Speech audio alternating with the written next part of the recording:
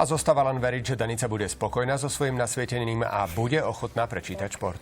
Čo nie len s nasvietením, ale aj s výkonmi našich reprezentantiek, pretože čo je viac ako úsmev slovenských športovcov. Slovenské skokanky v zložení Tamara Mesíková a Kira Kapustíková sa postarali o prvé a druhé miesto na majstrovstvách Poľska.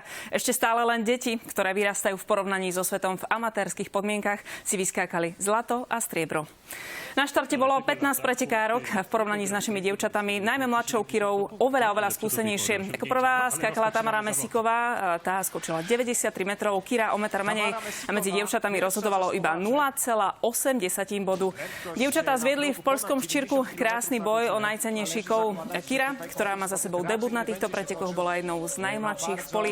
Výrazne potrápila aj skúsený poľský tím, iné týmy a okrem toho, že sa ťahá za bratom Hektorom, ktorý je tiež skokanom na lyžiach, tak teraz ju ťahá už aj skúsenejšia kolegyňa zo Slovenska Tamara.